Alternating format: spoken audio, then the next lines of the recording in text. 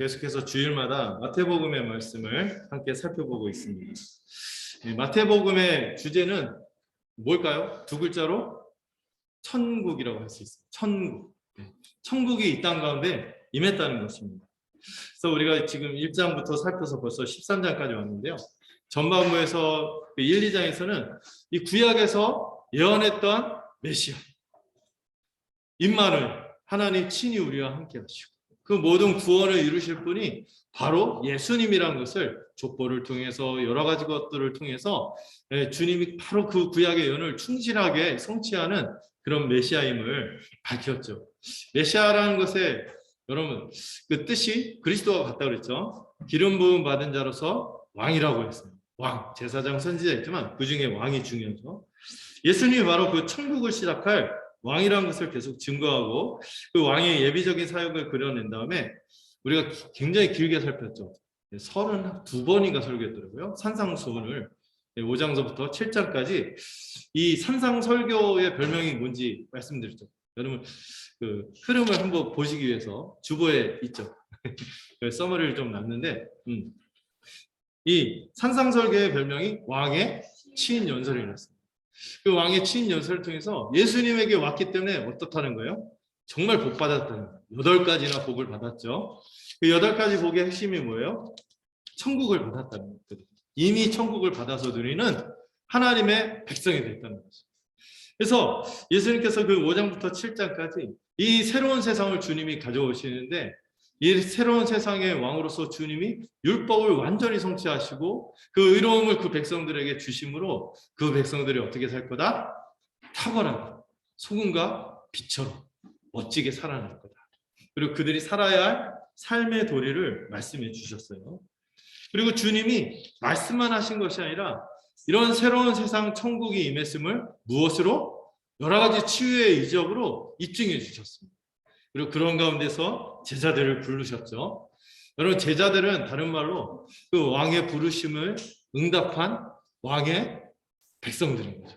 새로운 천국 백성들이 되었음을 계속 보여주면서 이 제자의 길에는 적당주의란 있을 수 없으며 또 대충 믿어서 그냥 열광적으로 따라가는 게 있을 수 없으며 주님을 제대로 알고 온전히 따라야 함을 주님께서 계속해서 도전해 주셨죠.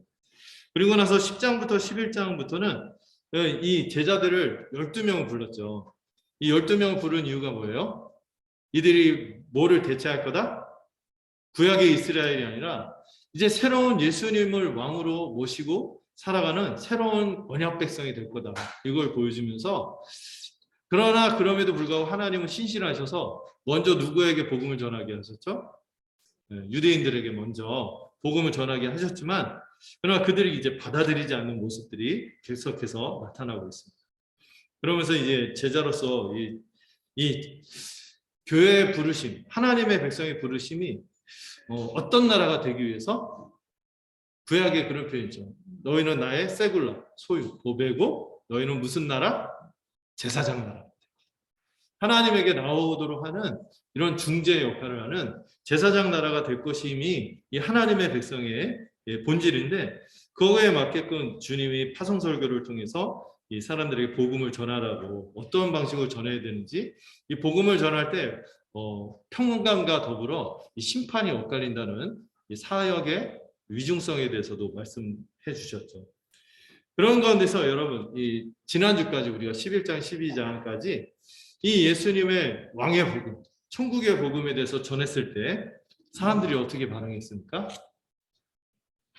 이제까지 막 흘러오는 걸 보면은 꽃길 가시고 막 이렇게 대우받으시고 그래야 되는데 대부분의 하나님의 원래 부름받았던 그 예언의 백성, 유대인들 이들이 주님에게 어떻게 반응했죠? 배척하는 것이 대세였어요. 배척하는 흐름이 대세였어요. 그 가운데서도 주님은 복음을 전하시고 이 배척하는 가운데 이런 악한 세대 가운데서 주님은 계속해서 믿는 자를 초청하시는 모습을 이 지난주까지 살펴봤습니다. 심지어는 세례 요한도 헷갈렸죠. 워낙에 예수님이 가져오신 이 천국이 사람들의 기대와 달랐기 때문이죠. 그럼에도 불구하고 이 악한 세대는 이 시장의 아이들처럼 이 세례 요한에게도 그렇고 예수님에게도 그랬듯이 자기들의 틀에 끼워 맞춰서 주님이 활동을 하시고 구원을 베푸시고 천국을 이루실 것을 바랬지만 그렇지 않다는 것이죠. 사람들의 기대와 달랐습니다. 그럼에도 불구하고 우리 주님은 어떤 분이십니까? 우리 주님을 통해서만 뭐를 알 수 있어요? 하나님을 알 수 있어요. 하나님의 계시를 알 수 있고 하나님과 우리 주님과의 관계가 뭐라고요? 상호 독점적이고 배타적인 관계이기 때문에 아들을 통해서만 누구를 알 수 있습니까? 하나님을 알 수 있는.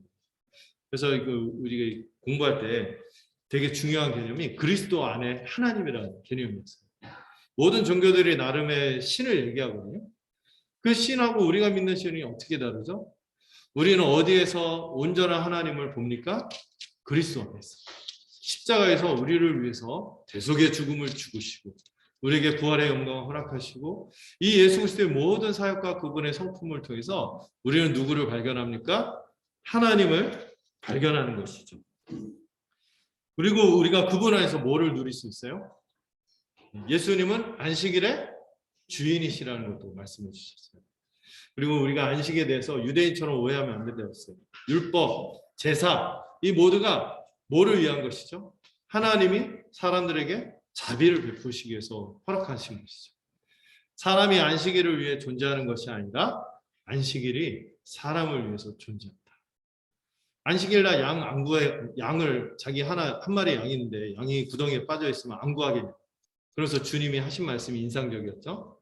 사람이 양보다 얼마나 더 귀한. 그런 의미에서 하나님의 율법이 얼마나 거룩하고 의로우며 선한지 사랑으로 가득한지 그것을 참되게 다시 설명해 주시고 그 안식을 가져오시는 그 주님이 어떤 성품을 갖고 계신 분입니까? 상한 갈대를 꺾지 않으시고 꺼져가는 심지를 끄지 않으시는 자비로운 분이신 것을 이사야서에서 예언한 대로 바로 그분이 그런 분인 것을 말씀해 주시죠. 그럼에도 불구하고 대부분의 유대인들 또 그 메인스트림이라고 하죠. 주류들은 주님에 대해서 어떻게 반응했습니까? 주님이 귀신을 쫓아내고 놀라운 하나님 나라의 표적, 천국이 이 땅에 임했다는 표적을 자꾸 보여주는데도 예수님은 뭐라고 했어요? 뭐를 힘입어서 귀신을 쫓아낸다고? 바알세불, 귀신들의 대왕, 사단의 힘을 빌어서 쫓아낸다고 이렇게 막 비난을 하죠. 그때 주님이 엄하게 말씀하시죠. 인자를 거역하는 것은 용서받을 수 있지만 성령을 거절하는 것은 용서받을 수 없다. 이게 무슨 의미인지 좀 헷갈렸잖아요. 인자가 예수님인데 이게 무슨 말이야. 근데 이 인자라는 표현이 어떤 표현이라고요? 예수님이 자신을 노골적으로 안 드러내고 이렇게 은밀하게 드러내실 때 썼던 표현이 인자예요.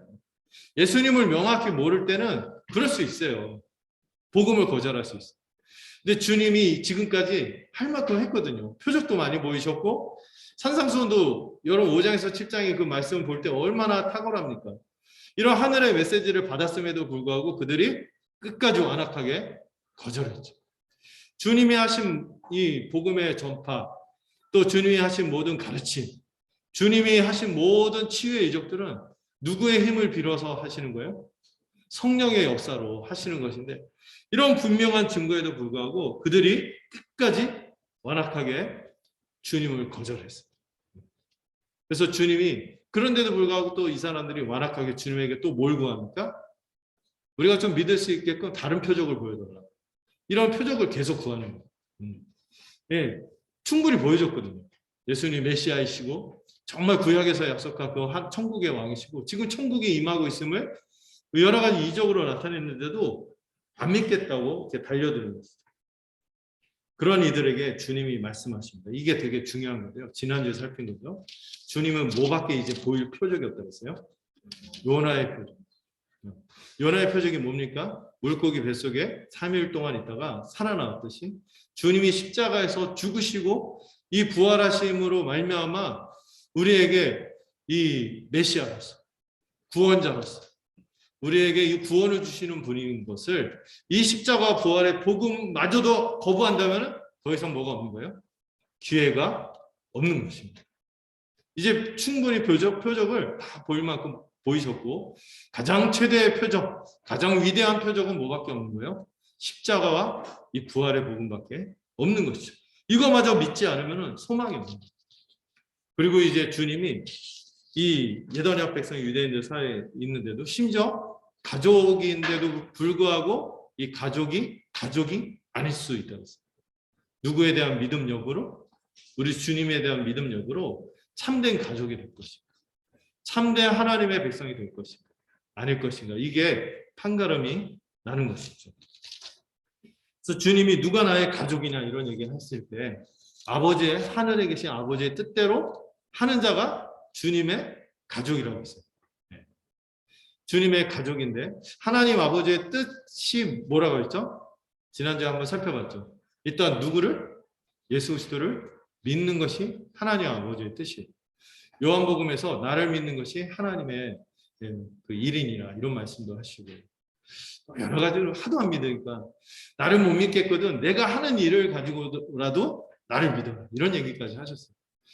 하나님께서 원하신 것은 그 아들을 통하여 우리가 영생을 얻는 것이에요. 아들을 믿는 것이 하나님 아버지의 뜻이죠. 또 아들을 믿는 자는 아들을 믿을 때 그 아들이 어떤 분인 걸 믿는 거예요? 우리의 주이심을 믿는 것이기 때문에 순종으로 나가야 하는 것이죠. 마태복음 7장에서 아버지의 뜻대로 하는 자만 주여져야 하는 자마다 구원을 얻는 것이 아니었어요. 아버지의 뜻대로 하는 자가 구원을 얻는다고 했는데 우리가 예수님을 믿는다고 할 때 구원자인 것만 믿으면 안 돼요. 모두 믿어야 돼요. 우리 인생을 드릴 주님이신 것을 믿어야 온전한 구원이 일어나는 것이죠. 그리고 우리가 주님으로 고백하고 우리 인생을 드리고 순종하고자 할 때 그 순종해야 하는 핵심적인 내용이 뭐라고 했습니까? 여기 율법의 핵심이고 주님이 우리에게 부탁한 것이 있죠. 친구를 위하여 자기 목숨을 버리는 것보다 더 큰 것이 더 큰 사랑이 있다. 그리고 너희도 나처럼 사랑하라고 말씀하셨어요. 이게 바로 하나님 아버지의 뜻대로 행하는 것이며 그래서 이걸 요약하면 복음을 믿고 교회로 힘있게 살아가는 것이 우리가 주님의 참 가족이 되는 길이라는 것을 주님께서 말씀해 주셨습니다. 자, 이렇게 복습을 좀 했고요. 자, 오늘 이제 그 유명한 이제 씨 뿌리는 비유를 살펴보려고 합니다. 이 비유는 여러분들 많이 들으셨을 거예요. 많이 들어서 제가 준비하면서 어떻게 더 새롭게 더 이렇게 할까 하다가 제 능력도 안 되고 그냥 말씀의 힘을 의지해서 담백하게 전하자. 말씀 그 자체를 드러내자. 이런 생각을 가지고 다시 마음을 먹었어요. 네. 여러분들 그 밥을 잘 먹어야지, 집밥. 이 집밥을 잘 차려야 되는데 어쨌든 영양가 재밌고 그러진 않겠지만 오늘 말씀에 충실하게 한번 오늘 내용을 다뤄보고자 합니다. 자, 먼저 예수님이 첫 번째 단락 제목이 예수님이 무리들에게 씨 뿌리는 비유에 대해서 선포하셨어요. 선포하셨다. 그리고 두 번째는 목적에 대해서 제자들에게 따로 설명해 주셨다. 세 번째는 좀 더 자세하게 이것이 무슨 의미인지를 해석해 주셨다. 이걸 통하여 오늘 좀 흐름을 좀 파악하시면 좋겠어요. 자, 1절에서 9절 중에서 첫 번째 예수님이 이 비유를 선포하기까지 배경을 말씀해 주시는데요. 일단 예수님이 큰 무리에게 말씀하시는 장면을 그려내고 있습니다. 이 제자들과 함께 방금 전에 어디 계셨었죠? 여러분 1절을 보시면은 13장 1절을 보면은 어디 있었습니까? 그 전에 바로 집에 있었어요. 바로 앞에 집에서 어떤 일이 있었죠? 집 밖에 누가 있었죠? 예수님의 가족들이 있었죠. 예수님의 가족들은 예수님을 믿지 않았어요. 심지어 어머니도 안 믿었어요. 동생도 마가복음 보면 예수님 미쳤다고 잡으러 다녔다고 하거든요. 예수님 친동생 야고보는 예수님 부활하기까지 예수님 끝까지 믿지 않았죠. 그들은 밖에 있었고 집안에 있는 사람들은 예수님의 말씀을 들으며 제자로서 함께 했습니다. 그런 가운데서 지금 1절을 보면은 그 집에서 나갔어요. 나가고 바닷가에 앉으셨습니다. 이 집에서 나갔다는 것과 더불어 지금 예수님의 말씀을 선포하는 대상이 어떤 사람들이다? 제자들도 있지만 불특정 다수의 무리들이 함께 있는 상황인 것을 알 수 있어요. 그래서 방금 전에 이 나의 가족이다 이렇게 말씀했던 이 가족들과 여기 나와서 말씀을 듣는 사람들이 약간 구분이 되고 있다는 것을 볼 수 있습니다. 예수님이 큰 무리에게 이 천국 복음에 대해서 선포하시는데요. 이제 배에 올라갑니다. 이제 배에 올라가시는데 왜 올라갔을까요? 그만큼 굉장히 사람들이 많이 밀려드니까 예수님이 이제 그 요즘 연예인들 이렇게 화면 앞에 바리케이트 치고 경호원들 있고 뭐 더 이상 접근 못 하잖아요. 이 배에 올라오면 물에 빠질 수는 없으니까 이제 더 사람들이 밀려드는 것을 막는 거죠. 그만큼 많이 모여 있었던 거예요. 그리고 이 갈릴리 호수에 여기에 그 U자형이 많이 있대요. 그래서 지금도 전승에 의하면 거기가 비유들에 많이 해서 거기서 비유를 말씀하셨다 했는데 이 U자형으로 인데 이 배에 올라서 말씀을 전하면은 100m 뒤까지 말씀이 또렷하게 들릴 정도. 여러분들 그 원형 경기장 가면은 음향학적으로 막 소곤소곤 되는 것도 들린다 그러잖아요. 그런 것처럼 그런 자리에서 주님이 이 복음을 이제 선포하고 계신 거죠. 근데 3절에 보시면은 그렇게 많은 사람들이 복음을 전하는데 뭐로 전하셨다고 나옵니까? 비유로 여러 가지로 말씀하셨다 이렇게 말씀하고 있어요. 이 비유가 뭐냐면은 여러 가지 뜻이 있겠지만 제일 비슷한 뜻이 수수께끼 이렇게 표현하는 게 딱 맞는 거예요. 그래서 우리가 일반적으로 비유한다 할 때는 설명할 때 뭐 하기 위해서 뭔가를 비교해서 명확하게 쉽게 이해할 수 있도록 비유를 하는데 여기서 주님이 쓰신 비유는 그런 비유가 아니라 수수께끼처럼 툭 던지신 거예요. 원래는 알아듣기 쉬우라고 하는 게 비유인데 그런 목적으로 주신 말씀이 아니라는 거죠. 많은 사람 불러 모아놓고 최대 음향시설 이렇게 딱 갖춰놓고 사람들이 알쏭달쏭한 말씀을 전하신 것입니다. 네. 특이하죠. 네. 그 목적에 대해서 뒤에서 좀 더 설명하세요. 예수님이 왜 이렇게 수수께끼 같은 비유를 말씀하시는지 설명하시는데 일단 첫 번째 이 비유가 굉장히 중요합니다. 이 첫 번째 이 비유로부터 해서 이 13장 전체가 예수님이 가져오신 천국이 어떠한가에 대한 설명들이거든요. 비유를 설명하세요. 천국 비유들이 쭉 13장 전체인데 그중에 첫 번째 나오는 이 비유가 너무 중요해요. 이 씨 뿌리는 비유가 너무 중요하죠. 이 씨 뿌리는 비유를 보면은 세상에 이런 농사를 지면 안 돼요. 망한 거죠. 네, 종자의 4분의 1만 소출을 걷고 나머지 4분의 3은 버리는 농사를 한 거죠. 우리 농경 문화에서는 좀 잘 이해가 안 될 수도 있어요. 근데 그 팔레스타인은 워낙 땅이 척박해서 대안이 없어서 이렇게 농사를 지었다고 합니다. 그냥 이제 막 뿌리는, 막 불특정을 막 뿌리는데 그 중에서 어떤 거는 길, 어떤 거는 여러분 그 돌밭, 돌짝밭 이렇게 밭으로 생각하는데 그게 아니죠. 예, 돌 무더기라고 봐야 돼요. 돌 무더기 사이 흙이 좀 깔려 있는데 그런 돌 무더기. 그다음에 노래할 때 자꾸 가시밭 이렇게 하니까 근데 가시떨기예요. 밭으로 보기 어렵고 밭은 딱 하나 좋은 땅만 바친 것이죠. 예. 이런 것에서 이 4분의 3은 결실을 얻지 못하죠. 아주 수많은 실패에 대해서 보여주고 있고 그런데 마지막 좋은 땅에 뿌려진 씨는 엄청난 비약적인 결실을 맺었다고 지금 설명하고 계십니다. 먼저 이 길을 보면은 이 길에서 왜 실패를 거둘 수밖에 없는가? 이 팔레스타인의 길 여기서 길이라고 표현할 때 이 길이란 토양은 뭐냐면은 사람들이 하도 오가서 집안이 딱딱하게 굳어진 단단하게 굳어진 그런 땅이에요. 단단하게 다져지고 거기다 강한 그 팔레스틴이 그 사막이잖아요. 광야지대이기 때문에 햇볕이 강하기 때문에 이 다져진 데다가 햇볕까지 강하게 쬐면은 뭐같이 되겠어요? 길이 벽돌처럼 딱딱해집니다. 벽돌처럼 딱딱해져서 이 완전히 굳어진 땅이에요.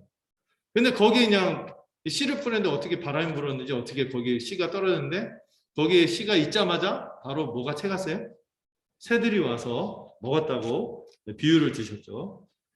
두 번째 이 돌무더기는 그 흙이 깔려 있긴 한데 이 흙이 이 표층이 아주 얇은 거예요.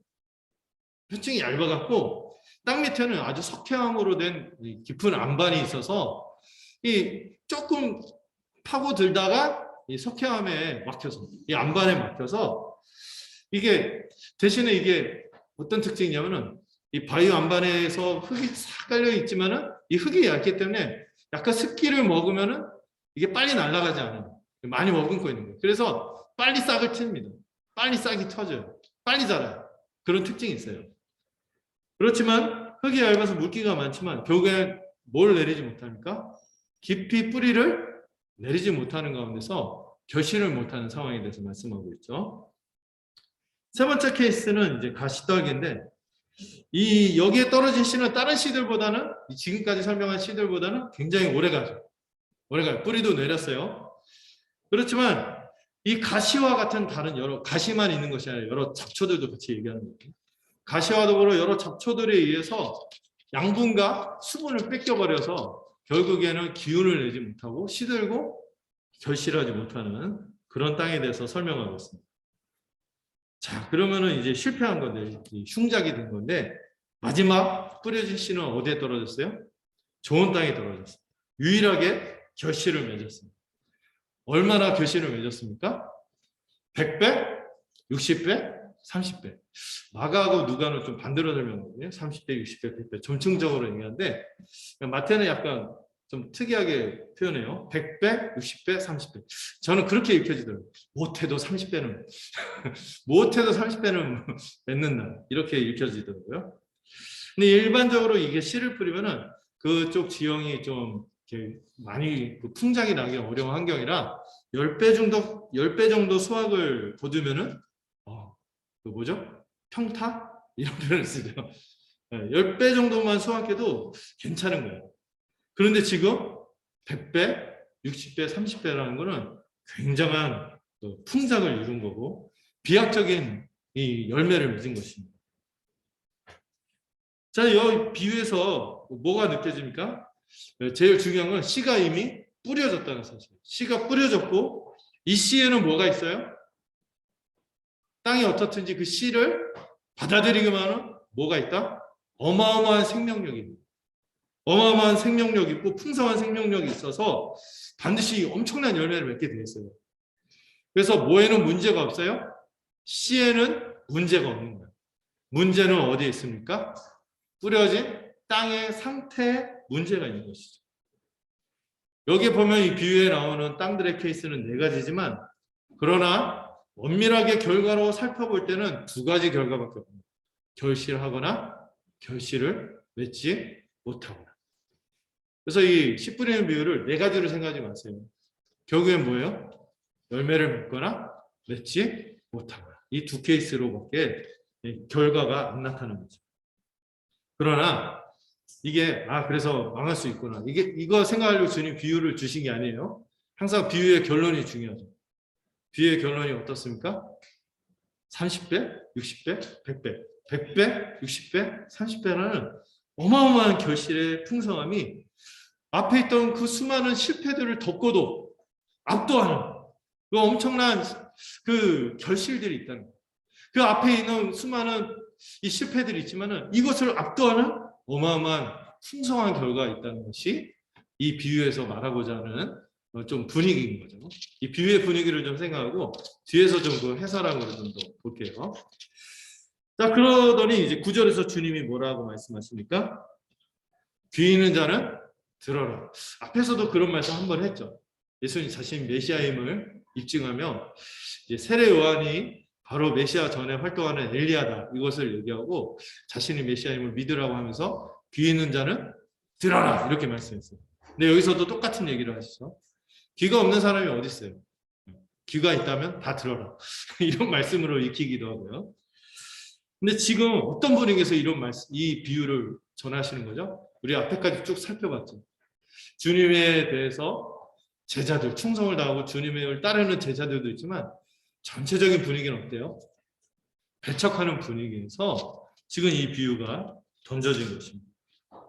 이 불신앙과 배척의 분위기에서 이 청중들을 향하여 불특정 다수죠. 이 다수의 무리를 향하여 귀가 있다면 들어야 한다 하고 일종의 경고 비슷한 말씀이시기도 한 거죠. 안 들으면 이제 그 뒤의 결과는 상상에 맡겨야죠. 어떤 엄청난 여파가 있을 거예요. 그렇기 때문에 귀가 있다면 들어야 된다고 경고하면서 이를 듣지 않으면 더 이상 뭐가 없어요? 소망이 없기 때문이죠. 또 한편에서는 귀가 있다면 들어야 한다 이게 말은 뭐예요? 주님이 선포한 메시지에 대해서 관심을 기울이고 뛰어들어 헌신해야 한다고 초청하는 의미도 있는 표현이 귀 있는 자는 들을지어다라는 표현인 것이죠. 이번 단락에서 우리가 좀 생각할 게 있어요. 주님이 9절에서 말씀하신 이 비유, 수수께끼 같은 말씀을 전하고 주님은 우리에게 어떻게 도전하십니까? 들어야 합니다. 이렇게 도전하시는 거죠. 들어야 합니다. 들어야 소망이 있는 거예요. 아예 그 듣는 것 자체를 하지 않으면 어떤 일도 일어나지 않고 어떤 소망도 없고 어떤 변화도 나타나지 않는 것이죠. 로마서에서 이런 말씀이죠. 로마서 10장에서 믿음은 들음에서 납니다. 들음은 그리스도의 말씀에서 납니다. 우리가 믿음으로 살아가고 믿음으로 열매 맺고 믿음으로 우리의 구원이 일어나고 믿음으로 우리의 소망이 현실화되는 것은 어떨 때만 주어질 수 있어요? 들을 때만 주어질 수 있는 것입니다. 바울은 디모데 후서에서 이렇게 얘기했어요. 성경에는 이 하나님의 말씀에는 그리스도 안에 있는 구원에 이르는 지혜, 이거를 들을 때만 우리는 구원에 이르는 지혜를 얻으며 이 그리스도 안에서 우리에게 주어지는 풍성한 이 구원의 소망들, 이 풍성함들을 맛볼 수 있는 것이죠. 오늘날 진리를 가볍게 여기고 듣지 않는 시대에 우리는 들어가야 합니다. 시간 안에서 들으셔야 돼요. 시간 안에서 읽고 그 진리를 접해야 돼요. 그렇지 않으면 소망이 없는 거예요. 그리고 들을 때 그 비밀이 밝혀지고 풍성하게 누릴 수 있는 것이죠. 여기에만 우리가 새 생명을 누릴 수 있고 새로운 세상을 발견할 수 있는 여지가 어디에 있어요? 들을 때. 듣지 않으면 아무 일도 안 일어나는 것이죠. 들어야 합니다. 요즘 특히 듣는 거를 힘들어하죠. 남의 말 듣는 게 제일 힘들잖아요. 근데 이게 그냥 사람의 말이면 그럴 수 있는데 하나님의 말씀에 대해서 좀 경히 여기는 거 있잖아요. 이게 좀 안타깝죠. 어떤 교회에서 설교했는데 제가 항상 설교하면은 지금까지 보니까 짧게 할 때도 있었지만 평균 내보니까 40분 이상 냈어요. 제가 부교육자 시절에도. 그래서 40분 지나면은 뒤에서 좀 이런 분도 있어요. 좀 들으면 좋겠는데. 제가 들은 분들은 진짜 잘 나가는 게 보이는데 이런 어떤 여러 가지 편견이 이런 것들을 안 들으면은 참 안타깝죠. 자, 이 두 번째 단락으로 들어보겠습니다. 이 예수님께서 이 제자들에게 비유의 목적을 설명하는 장면이 나오죠. 아마 쉬는 시간이었을 것 같아요. 이 첫 번째 비유하고 나서 비유 내용이 좀 길지 않습니까? 다른 비유보다도 훨씬 길어요. 이 쭉 설명하고 나서 이 쉬는 시간에 예수님께 아마 곁에 있었을 것 같아요. 이 배 위에 있었다든지 같이 예수님께 질문을 한 거죠. 그동안 표적과 말씀을 많이 나타내시더니 이렇게 수많은 무리들 동원해 놓고 이게 음향 효과도 좋고 이런 것에서 이렇게 명확하게 얘기해도 이렇게 좀 그 아쉬울 판에 왜 수수께끼 같은 비유로 말씀하시는지 말씀하십니다. 그 질문을 한 거죠. 실제로 여러분 이 13장 이후로부터 예수님이 몇 케이스 빼고는 그 이전 8, 9장에 뭐 기적들이 엄청나게 많이 나왔잖아요. 이때 이후로부터 제자들에게 가르치는 것에 집중하시고 다른 표적을 나타내는 것을 굉장히 자제하십니다. 공개적인 표적이 나타나지 않아요. 이 앞에까지는 굉장하게 많은 일들을 했고 많은 가르침을 했는데 이때부터는 무리들한테 할 때는 비유로만 말씀하시고 또 나중에 종교 지도자들과 첨예하게 논쟁도 하지만 대체적으로는 이 공개적인 표적과 공개적인 이런 명확한 복음의 선포를 하시지 않으세요. 근데 여러분 그 10절에 제가 참 눈여겨본 거는 이 무리들이 아리송하고 있는 가운데 아무것도 안 했죠. 아무것도 안 했는데 제자들은 뭐 했어요? 질문을 했다는 게 눈에 들어오는 거예요. 질문을 했어요. 이 첫 번째 비유의 말씀이 끝나자마자 예수님께 질문을 했습니다. 한국 학생들의 단점이죠. 질문을 안 해요. 질문을 하면은 나댄다, 뭐 여러 가지 있잖아요. 그래서 이렇게 움츠러들고 하는데, 근데 사실 가르치는 입장에서 질문하기가 되게 좋거든요. 질문하는 게 뭐예요? 이 가르치는 티처에 대해서 신뢰감이 있는 것이죠. 이 사람에게 질문을 하면은 답을 얻을 수 있다. 그리고 뭔가 배울 게 있다고 배우려는 마음이 있고 겸손한 마음이 있기 때문에 질문을 할 수 있는 것이죠. 근데 우리는 그 약간 질문을 제가 옛날에 치기 어렸을 때 좀 실수했던 것들이 뭐냐면 질문은 나 이거 안다 하는 식으로 질문한다든지 티처를 곤란하기 위해서 선생님을 곤란하기 위해서 일부러 짓궂은 질문을 한다든지 이런 것들은 옳은 게 아니죠. 근데 지금 이 제자들의 질문은 어떤 거예요? 정말 이 진리에 대한 열정입니다. 알고 싶 주님이 말씀하셨는데 흘려들을 수가 없는 것이죠. 또 주님에게 무엇인가 해답을 얻고자 질문을 한 거예요. 그래서 여러분들 말씀을 볼 때 여러분 그 말씀을 들을 때 이 설교를 수동적으로 듣는 것뿐만 아니라 능동적으로 설교에 대해서 들으시면 좋겠어요. 그리고 궁금한 거 또 막 이렇게 하면은 질문을 하시는 거죠. 예배 시간에 질문하면 7이지만 예배 이후에 막 설교에 대해서 이해가 되지 않습니다. 이렇게 할 때 약간 저에 대한 신뢰나 겸손한 마음으로 한다면 저도 기쁘겠죠. 근데 우리 주님이 우리보다 가장 큰 우리의 스승으로서 우리의 질문을 받으실 만하고 능하게 대답하실 분이라는 것을 우리가 믿고 질문을 할 수 있어요. 이게 우리의 구원과 관련된 거죠. 질문할 수 있어요. 그래서 우리 신앙을 이해를 추구하는 신앙이라고 했어요. 이해를 추구하는 신앙. 그리고 믿음을 전제로 할 때 더 깊이 이해할 수 있는 특징이 우리의 믿음인 것이죠. 주님은 이렇게 말씀하셨거든요. 그 구약에 이런 말씀이죠. 나를 간절히 찾는 자가 나를 만날 것입니다. 우리가 성경에 볼 때 이런 말씀이지 뭐 2000년 전에 기록된 말씀이죠. 이렇게 하지 말고 여기서 뭘 말하려고 하는지 적극적으로 질문을 가지고 들어갈 때 발견하는 기쁨이 있고 만나는 기쁨이 있을 거예요. 그럼 제가 성경 연구 가르칠 때 우리 후배들한테 늘 했던 얘기가 진리는 자기에게 헌신하는 자에게 더 자신을 열어 보인다. 이런 말을 했는데 여러분 우리 이 제자들처럼 우리가 이 주님의 말씀에 대해서 있잖아요. 막 설교한 것만 듣지 말고 여러분들 막 DBS도 하잖아요. 여기 통해서 막 질문을 하고 그 말씀에서 양식을 얻고 은혜를 구할 수 있으면 좋겠어요. 약간 사이드로 빠졌지만 이 부분이 되게 중요해요. 왜 무리들은 가만히 있었는데 제자들은 주님에게 질문을 했다는 사실이 되게 중요합니다. 그때 주님이 약간 기뻐하신 거죠. 이 질문을 해주니까. 그래서 뭐라고 하십니까? 천국의 비밀을 아는 것이 너희에게는 허락이 되었다. 이 너희가 누구죠? 네, 주님에게 삶을 의탁하고 주님을 믿고 주님을 따르기로 작정한 제자들. 이들에게는 천국의 비밀이 아는 것이 허락이 되었어요. 이들에게는 이 비밀이 계시가 됩니다. 감추어졌던 것이 드러나는 게 계시잖아요. 계시가 되고 근데 반대로 누구에게는? 그들에게는. 이 그들은 누굽니까?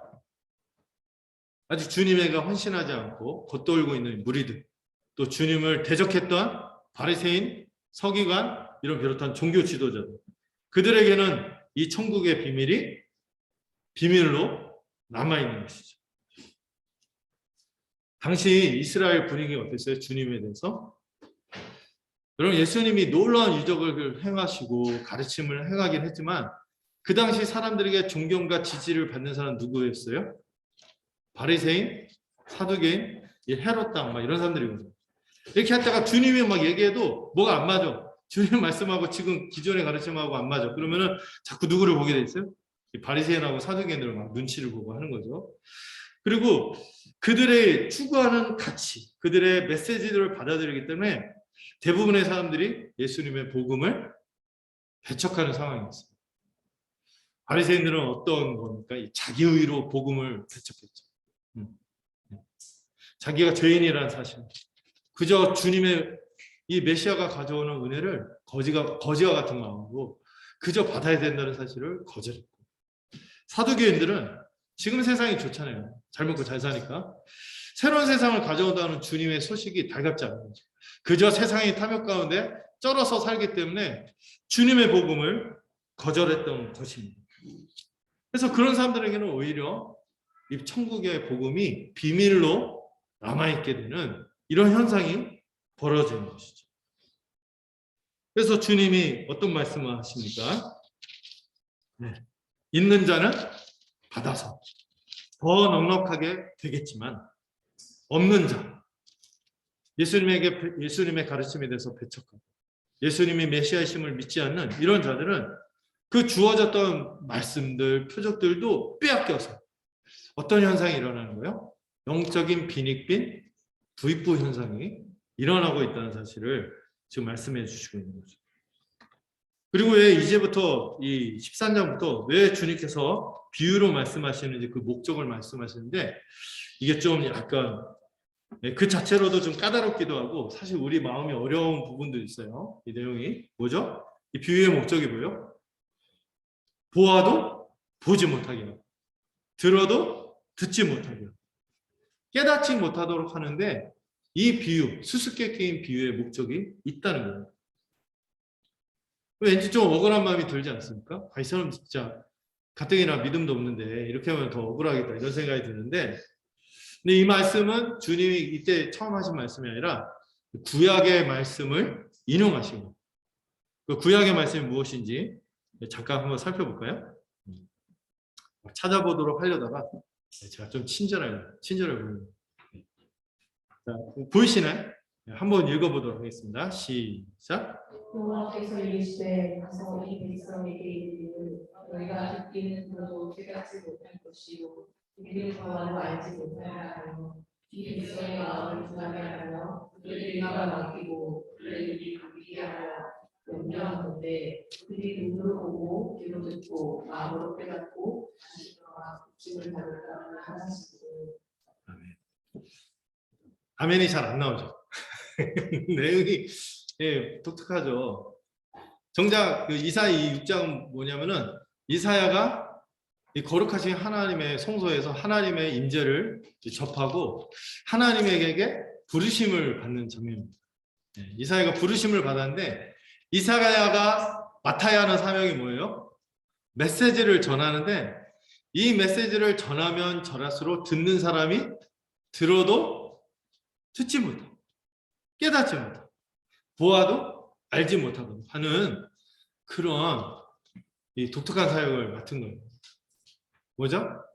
아무리 복음을 전해, 아무리 그들에게 메시지를 전해도 그들이 안 듣고 안 보고 깨닫지 못하는 암울한 사명을 맡은 것이죠. 그리고 10절에 이런 표현도 있어요. 귀가 막히고 눈이 감기게 하라. 마음을 둔하게 하라.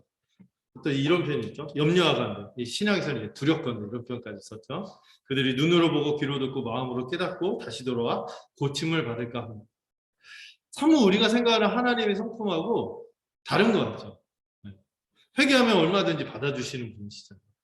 요나서에서도 여러분들 그 아수르 같이 이제 거의 말종 같은 사람들인데 그 사람들도 그냥 심판의 메시지를 전했어요. 이들이 회개하면 그냥 돌이키셨거든요. 그래서 하나님 심판하시겠다 해놓고서 회개하면 돌이키셨는데 이 하나님의 친백성, 이 언약 백성에 대해서는 다시는 기회를 주지 않겠다 이렇게 말씀하세요. 왜 그럴까요? 지금 예수님의 상황하고 지금 이사야를 통해서 지금 하나님이 이사야에게 주신 말씀의 맥락이 좀 비슷해요. 여러분 이사야 6장에서 이사야가 부름받았지만 6장 이전에 뭐가 있죠?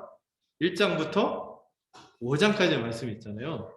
이사야에서 1장부터 5장까지의 말씀이 뭐냐면은 이스라엘이 아무리 선지자들을 보내고 하나님이 그들을 은혜로 살피시고 돌이키도록 회개하도록 여러 가지 표적과 그 말씀으로 그들을 돌이키도록 했지만 그들이 끝까지 불순종하고 우상 숭배를 하고 하나님을 의지하지 않고 오히려 하나님을 모독하는 일을 계속했기 때문에 결국 5장에서 최종 이 포도원의 노래라는 게 있어요.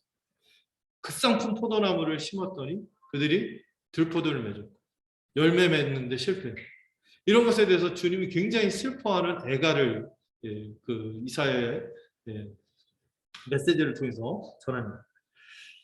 지금 이 9절 10절에 있기까지 뭐가 있어요? 이스라엘의 끝까지 완악한 불순종과 불신앙이 지금 전제되어 있는 상황입니다. 그래서 이 이사야서 39장까지 계속 하나님의 경고와 심판이 있는 것이 이사야서의 메시지거든요. 그런데도 끝까지 완악하게 듣지 않고 불순종했기 때문에 이 주님의 처절한 심정이에요. 하도 돌이키지 않으니까 내가 메시지를 전하지만 그들이 눈이 감겨져 듣지 않고 마음이 완악해질 것이다. 이런 관에서 주신 말씀이죠. 지금 예수님의 상황도 뭐예요? 이 하늘의 메시지를 전해주셨습니다. 그분이 정말 이 정직한 마음으로 그분이 행하신 가르침과 그분이 행하신 이적들을 보면은 그분이 무엇인 것을 부정할 수 없어요. 메시아. 하나님 나라를 이 땅 가운데 거두신 메시아임을 부정할 수가 없어요. 그런 말씀도 했죠. 내가 하나님의 능력을 힘입어 귀신을 쫓아내는 것이면 이미 이 땅 가운데 하나님의 나라가 임하였다. 이런 말씀까지 하시면서 이렇게 증거했는데 이들이 끝까지 거부했습니다.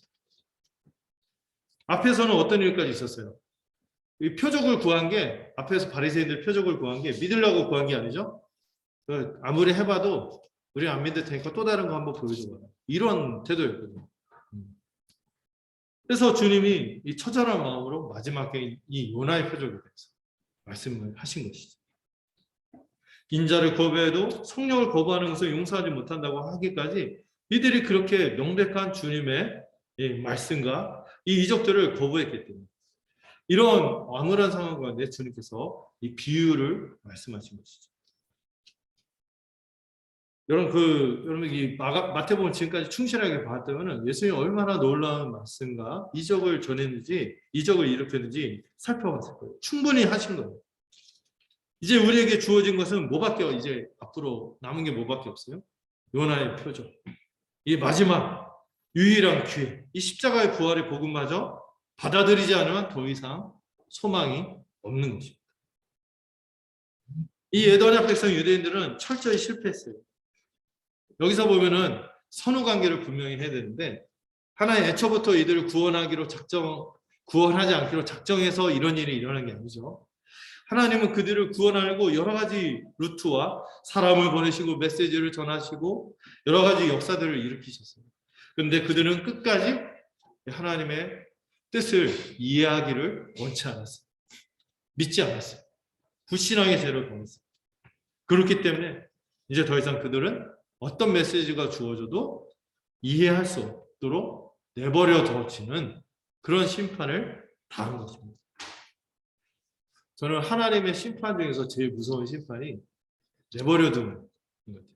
로마서 1장 거기 있죠. 내버려 두심. 이게 제일 무서운 거예요. 그냥 불신앙 가운데 더 이상 개입하지 않고 이렇게 하지 않는 것이죠.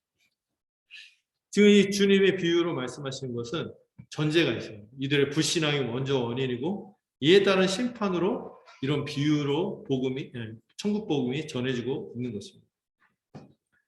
이미 주님이 전할 만큼 복음을 전했고 이 복음을 몰랐으면 모르겠지만 이 복음을 알고도 거절하는 것은 용서받을 수 없다는 것을 지금 보여주시고 있는 거죠. 그래서 그들은 이 불신앙의 저주 가운데 놓여지고 만 것입니다. 백성들의 마음이 완악해져서 귀가 듣기에 둔해져 눈은 감아버린 것이죠.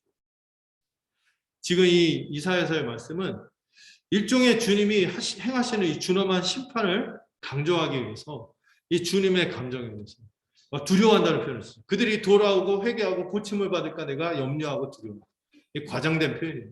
주님의 처절한 심정, 심판을 선언하는 이 주권적인 심판을 행하시는데 이 준엄함에 대해서 강조하기 위해서 이런 표현까지 쓰신 것이죠. 자, 그러나 이와 달리 대조적으로 주님과 함께하고 주님에게 진리를 구하며 질문을 하고 주님에게 그 말씀을 듣고자 하는 제자들은 어떻습니까? 이런 말씀을 하시죠. 너희 눈은 보고 귀는 들음으로 복이 있다고 하셨어요. 이미 제자들은요. 누구에게 삶을 의탁했어요? 그리스도에게 삶을 의탁했어요. 어떻게 그럴 수 있을까요? 이거는 진짜 사람으로 되는 게 아닌 것 같아요. 이들이 이 믿음으로 큰 복을 누리고 있는 거죠. 앞에서 산상설교에서 주님이 이 자신에게 나오는 제자들에게 뭐라고 했습니까? 복이 있도다. 한글 성경 때문에 오해하는데 뭐뭐 하면 복이 있다 이렇게 오해하는데 원어는 복이 있다. 가난한 사람들, 가난한 심령을 가진 자들, 너희 천국이 이미 너희의 것이다. 이렇게 말씀하시고 이미 그들이 주님에게 자신을 의탁했어요. 맡겼어요. 그 주님을 믿었어요. 그렇게 주님을 믿고 나아온 이들은 이미 이 천국의 복을 받은 자들이라고 선언하신 거죠. 그리고 나서 뭐라고 하십니까? 진실로 진실로. 이게 뭐 아멘이죠. 아멘 할 때는 어떤 표현을 했어요? 권위 있게 강조하실 때. 이 진실로 아멘 이런 표현을 쓰는데 진실로 이루노니 많은 선지자와 의인들이 이 지금 제자들이 주님을 통해서 일어나는 것들, 이 행하신 가르침과 표적들을 보는 것을 보고자 했지만 보지 못했고, 이 주님을 통해서 듣고자 하는 것들을 듣고자 했지만 듣지 못했어요. 이 구약의 모든 선지자들, 이 성도들이 주님이 가져오실 이 천국을 소망했지만 겪어보지 못했잖아요. 근데 지금 제자들은 어떻게 하고 있어요? 성취된 거예요. 그 구약의 모든 예언들, 천국을 가져오신다는 이 에덴에서부터 시작된 이 천국의 약속, 이것이 지금 시작되고 있다는 것을 그들은 겪고 있는 것이죠. 이 구약의 성도들과 천국이 임하는 것을 예고한 선지자들은 이 예수님이 가져오신 천국을 기대만 했지 경험하지 못했으나 이제 그들 제자들, 주님과 함께하는 제자들은 이 주님의 현존으로 주님이 오신 것으로 이걸 보고 있는 거예요. 이 말씀을 통해서 우리가 좀 생각해 볼 게 있어요. 우리들은 이 천국의 비밀이 계시되어서 누리는 것이 허락된 사람들. 이걸 정말 믿음으로 주님을 믿었기에, 주님에게 삶을 의탁했기에 이것을 보고 들음으로 복을 받은 자들입니다. 아니면 혹시 여전히 비밀로 남아있는 자입니다. 여러분 이 비밀을 알기 위해서 어떻게 합니까? 들어야 돼요. 들을 때만 믿음으로 보게 되고 깨달아지는 것이죠. 저는 우리가 갖고 있는 이 복음에는 설명력이 있다고 생각해요. 설명력.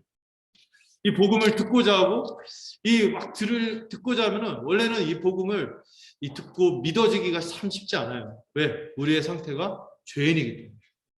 우리의 이성은 왜곡되어 있고 우리의 감정은 비틀어져 있고 우리의 의지는 하나님께 나아가기는 너무나 나약하기 때문에 이 복음을 거부할 수도 있어요.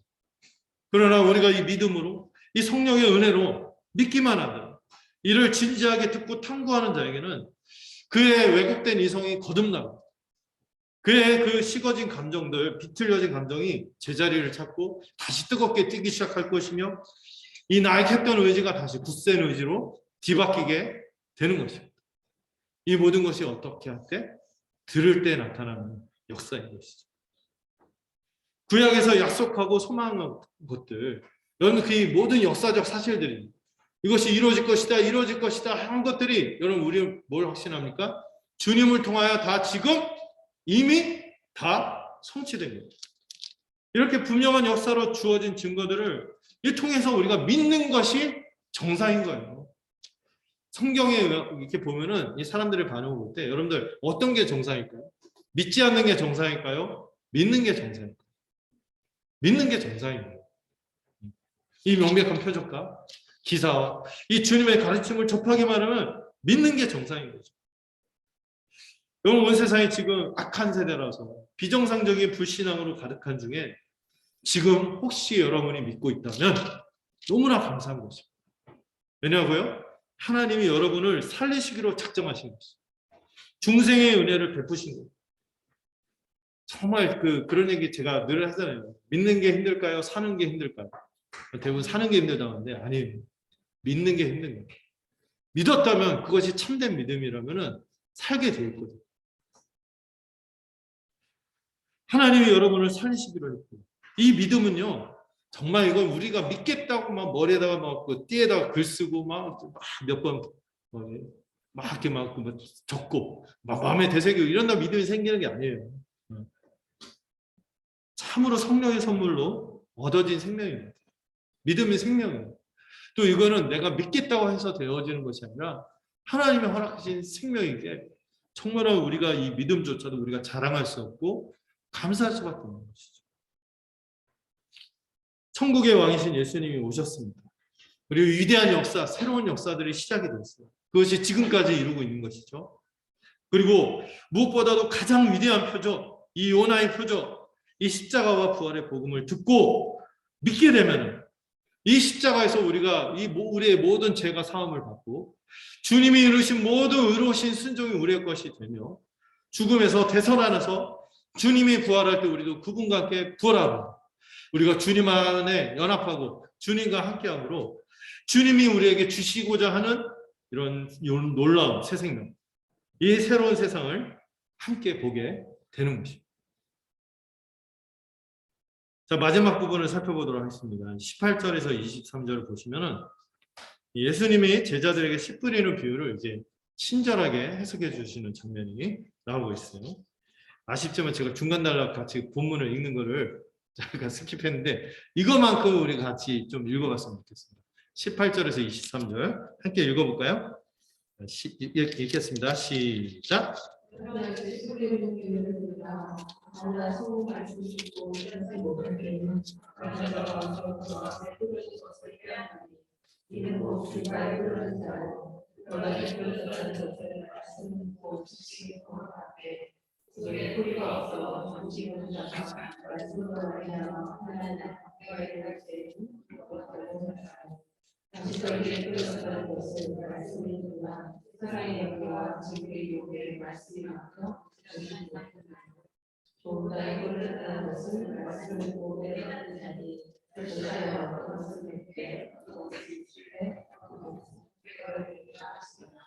아멘.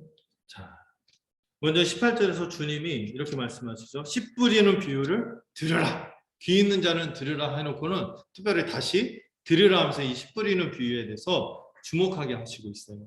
예. 그리고 이 제자들에게는 설명만 할 뿐만 아니라 이 앞에서 주님이 전했던 이 비유가 어떤 의미를 갖고 있는지 분명하게 해석해 주십니다. 그리고 이 비유를 잘 들어야 한다고 특별히 강조해서 말씀하고 있어요.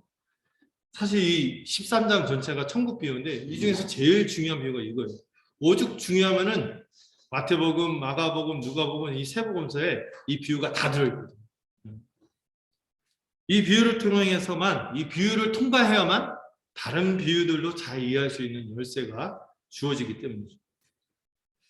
일단 여러분 이 씨 뿌린다 했을 때 이 씨가 뭡니까? 말씀이죠. 핵심은 뭐예요? 말씀이 뿌려짐으로 뭐가 임한다는 거예요? 천국이 임한다는 것입니다. 이런 천국이 말씀으로 임한다는 거예요. 이 역동적으로 이 천국의 복음이 선포될 때 이것을 믿는 자들에 의해서 하나님 나라가 임하게 된다는 것이죠. 여러분 이거 우리는 이제 단순하게 받아들이는데 이건 당시의 모든 기대와 고정관념들을 다 뒤집어 엎는 선언이었어요. 그럼 나라가 살려면 뭐가 있어야 돼요?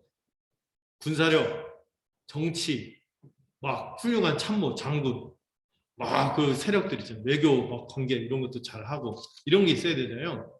제가 삼국지랑 게임 전에 해봐서 알지만 나라를 천하통일을 몇 번 했다가 이제 물려서 그만두고 할 때 그때 막 이런 것들 필요한 거예요. 물자와 이런 것도 필요한데 주님이 하신 건 뭐죠? 나라를 세우신다고 하고 그냥 제자들을 불러 모으시고요. 복음을 전하시고 그들을 치유하셔서 회복케 하시고 이게 전부였어요. 근데 하나님 나라가 이런 방식으로 임한다고요? 당시 유대인들이 기대했던 하나님 나라는 뭐죠? 다윗과 같은 왕국, 부국 강경 막 이런 거였잖아요. 이런 거였단 말이죠. 근데 주님은요 그런 통념을 다 뒤집고 천국은 뭐로 임한다? 말씀으로 임한다. 그리고 말씀으로 이 씨앗의 형태로 임했기 때문에 너무 작아요. 미약해 보여요. 어떤 이 씨만 보면은 어떤 가능성도 없고 변화도 없고 보잘것 없어 보이는데 근데 놀랍게도 이 씨를 받아들인 자에 의해서 어떤 열매? 엄청난 열매가 맺는다는 것을 말씀하십니다.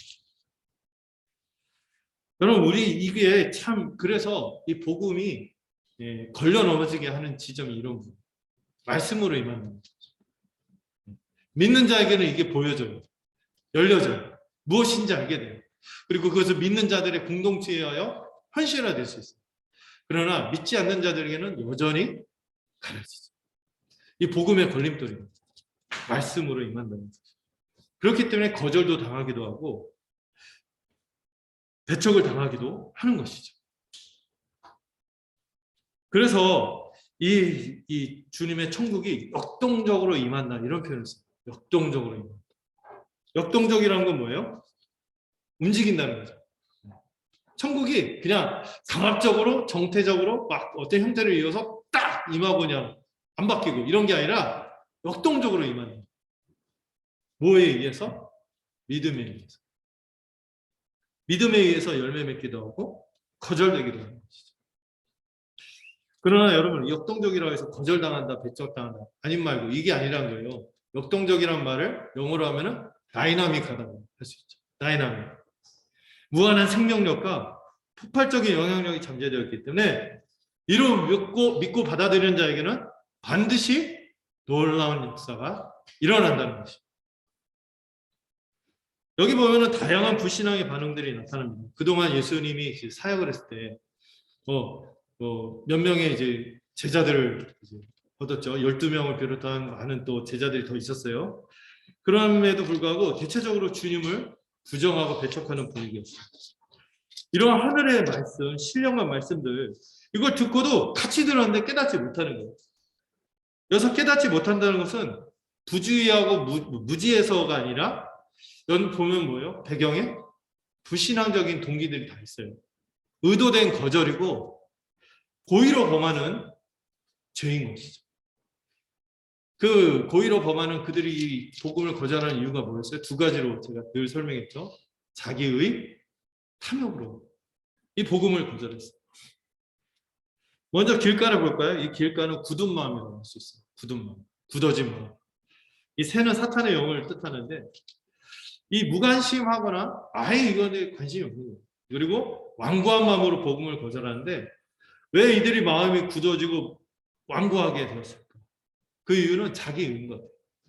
이 가장 먼저 이 복음을 거절하는 이유가 자기 의, 자기 의.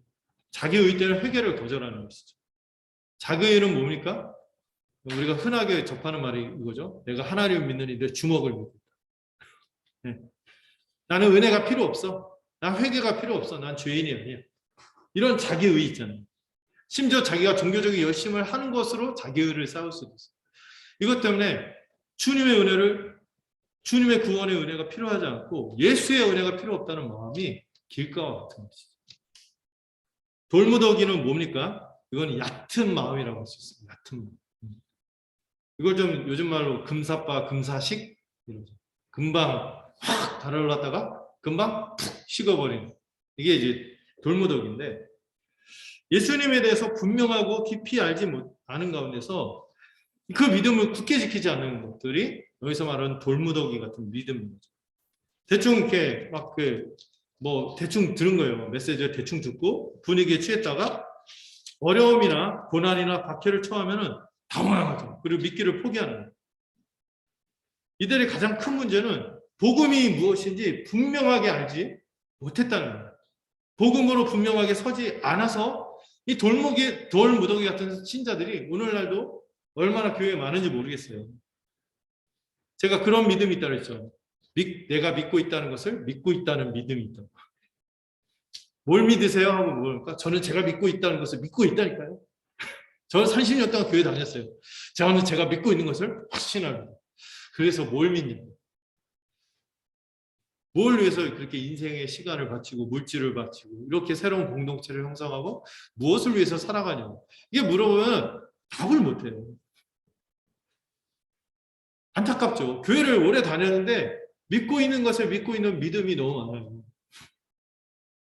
대부분 있잖아요. 어렸을 때 교회에서 세뇌 받아갖고 세뇌라고 표현하니까 그런데 부모의 핍박 보통 신앙생활해서 핍박받는 게 아니라 신앙생활 안 한다고 부모에 의해서 핍박을 받아서 몸만 교회에 와 있는 것이죠. 돌무더기. 그리고 막 패턴이 돼서 안 가면 찌찌만. 이래서 이렇게 하는 거는 믿음이라고 할 수 없어요. 교회에서 누리는 마음에 드는 문화 때문에.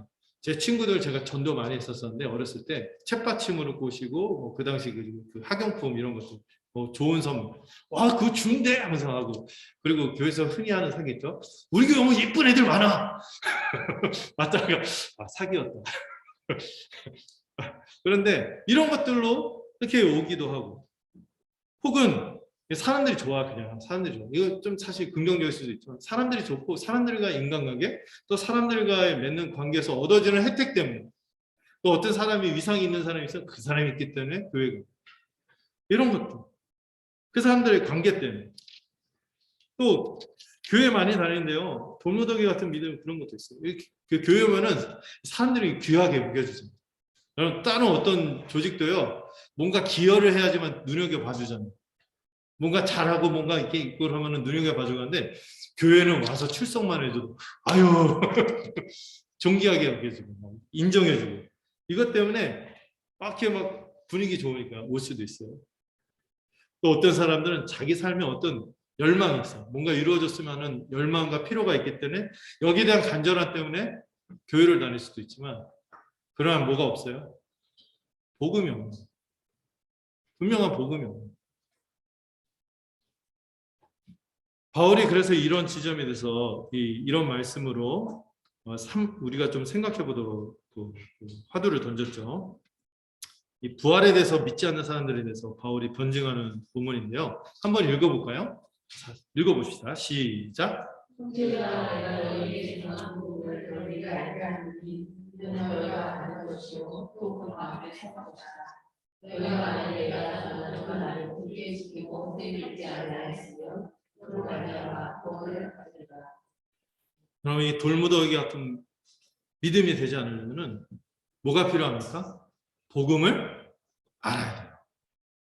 복음을 알게 하노니 여기 앞에 빠진 말이 있어요. 다시 알게 하노니. 복음을 다시 알아야 돼요. 이미 우리가 받았고 그 가운데 선 것인데 이 복음을 놓는 순간 우리는 돌무더기가 되어버리는 것이죠.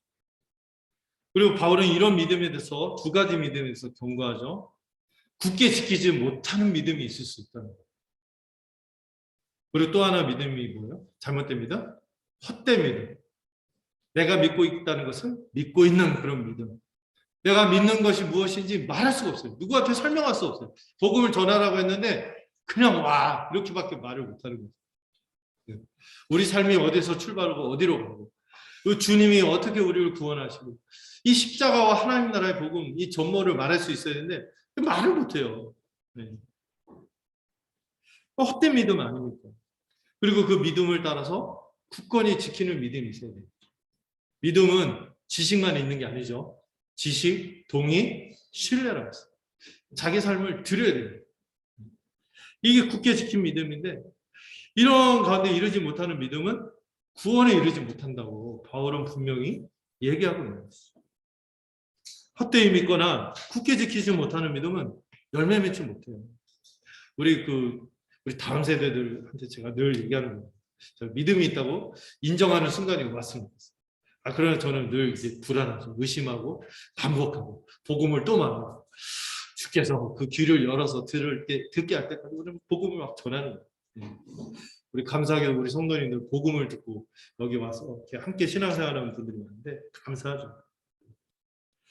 그런데 또 한 케이스가 있습니다. 가시떨기가 있다는 거예요. 가시떨기. 가시떨기는 분산된 마음이라고 설명할 수 있을 것 같아요. 분산된 마음. 그리고 여러분 그 어떤 시보다도 그 실패한 결실의 케이스 중에서 가장 오래 땅이 머문 케이스가 이 가시떨기입니다. 실제로 이 사람은 공동체에 들어갈 수도 있어요. 가장 오래 공동체에 있는 경우가 이 가시떨기인데 그러나 이들은 어디서 실패했어요? 비용 계산에서 실패한 것입니다. 대표적인 케이스가 누구예요? 가룟 유다죠. 예수님이 영광의 길을 가지 않고 십자가의 길을 간다는 것을 아는 순간 어떻게 했어요? 은 30냥에 그의 모든 것들을 다 팔아버렸어요. 여기서 주님이 말씀하신 케이스죠. 왜 실패했습니까? 여전히 세상의 염려, 이 재물의 유혹이 그의 마음속에 복음의 진리가 같이 들어왔는데 뭐가 압도하는 거예요? 세상 염려와 재물의 유혹이 복음의 진리가 압도해야 되는데 이게 압도하는 거예요. 예수님이 산상수훈에서 뭐라고 했습니까? 염려하지 말라. 염려하지 말고 결코 무엇을 동시에 같이 섬길 수 없다고요? 하나님과 재물을 같이 섬길 수 없다고 했어요. 이스라엘의 불신앙과 실패는 항상 뭐였어요? 온전하게 우상을 섬긴 적이 없어요. 항상 뭐를 같이 했어요? 우상과 더불어 하나님을 같이 섬겼다. 그래서 실패한 것인데 이 역시 우리 주님은 뭐라고 합니까? 결실하지 못한다고 경고하는 것이죠. 구원받지 못한다는 이야기죠.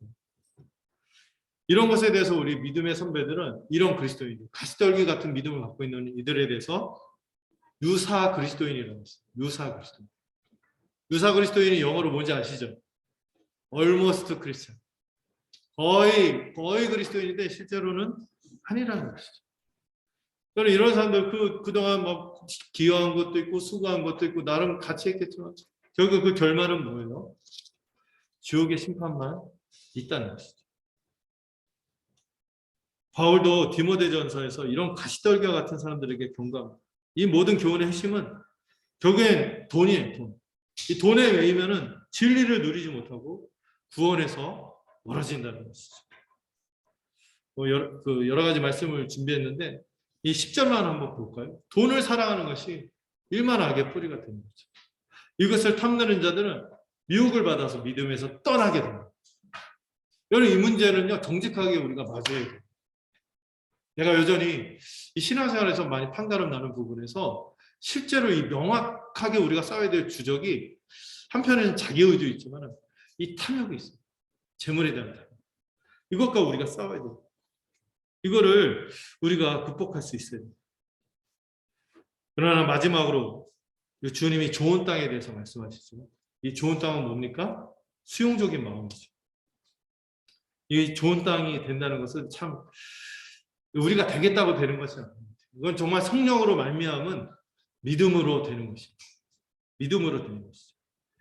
이 믿은 자는 이 그리스도와 연합하고 교회 또 그리스도와 한 몸인 교회로서 살아가는 자들이 저는 좋은 땅이라고 생각합니다. 이런 사람들은 결실하여 100배, 60배, 30배가 된다고 주님이 약속해 주셨어요.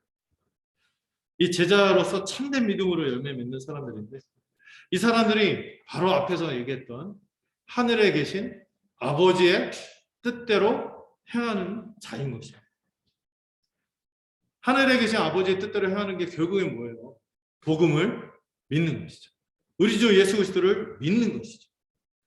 우리 주님을 주와 그리스도로 믿고 이것이 바로 성령으로 말미암는 것이죠. 누구든지 성령이 아니고서는 예수님을 주라고 인정하지 않고 자기 삶을 의탁할 수 없다고 얘기했기 때문이죠. 그것이 바로 하늘에 계신 아버지의 뜻대로 행하는 자이며 그런 자는 반드시 주님에게 배우고 주님에게 순종하게 되는 것이죠.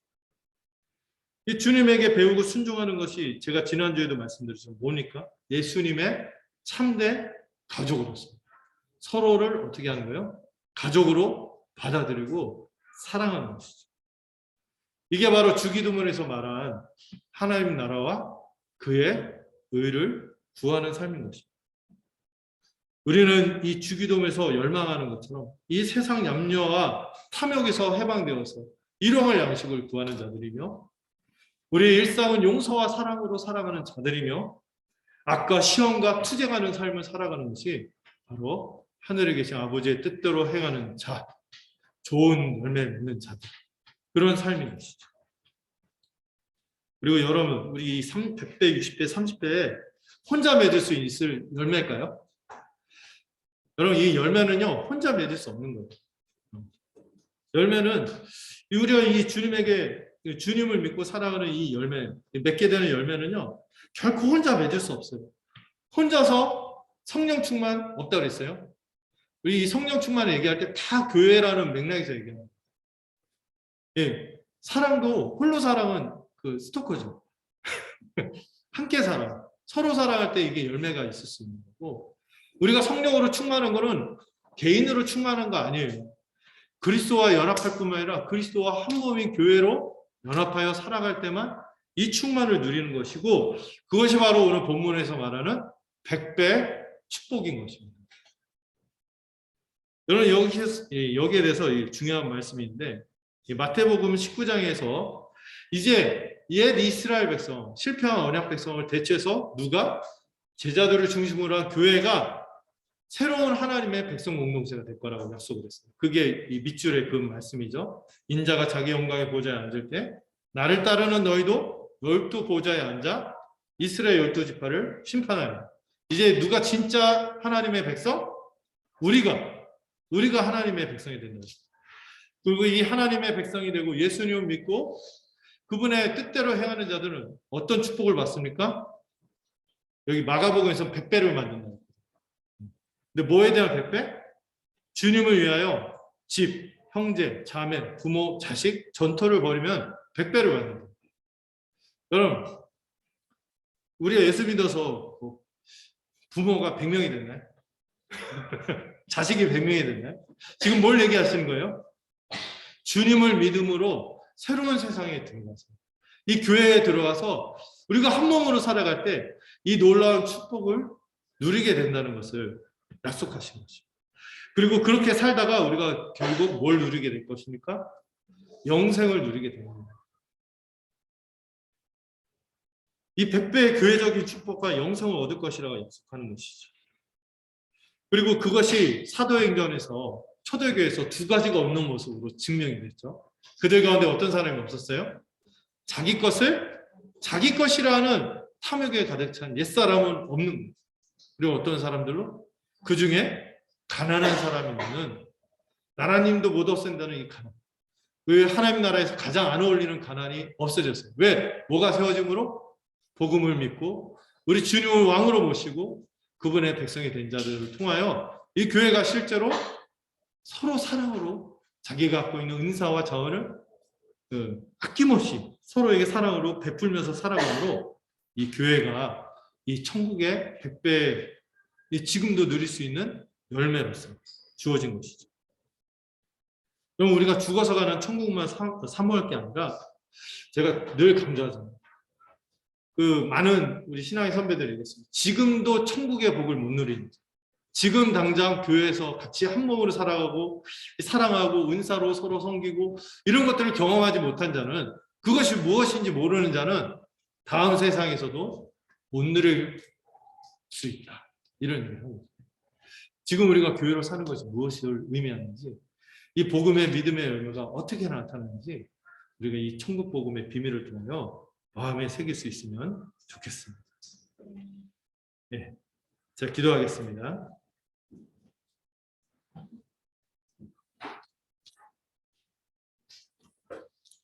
주님, 오늘 말씀을 통해 우리에게 베풀어진 이 천국의 비유를 통하여 우리에게 주어진 이 비밀을 분명하게 깨닫기를 소망합니다. 우리가 듣고자 하고 믿고자 하는 이에게 더 자신을 열어 보이는 이 천국 복음이 무엇인지를 성령께서 우리 마음을 열어주셔서 이 계시를 깨닫게 우리를 붙들어 주시옵소서. 이를 믿고 새 생명을 얻고 지금도 천국의 삶을 살아가는 우리가 되게 하옵소서. 우리가 말씀을 볼 때마다 이 증거를 분명히 볼 수 있기를 소망합니다. 우리 주 예수 그리스도께서 밝혀주신 이 십자가와 하나님 나라 복음의 의미를 명확하게 깨달아서 새로운 생명을 누릴 수 있게 하시고 새로운 세상을 읽어나가는 은혜와 능력을 얻도록 우리를 붙들어 주시옵소서. 성령께서 우리 마음 눈을 밝히 여셔서 우리에게 주어진 복음의 진리로 30배, 60배, 100배 열매를 맛보는 우리가 되게 하옵소서. 장차 누릴 영생과 이 천국이 소망으로만 주어지는 것이 아니라 지금 우리가 복음을 믿을 때, 또 교회로 살아갈 때 이 믿음과 사랑으로 말미암아 지금 생생하게 맛보는 것임을 분명히 알고 생생하게 깨닫고 누릴 수 있는 우리가 되도록 붙들어 주시옵소서. 예수님의 이름으로 기도드렸습니다. 우리 함께 찬송가 200장 함께 부르도록 하겠습니다.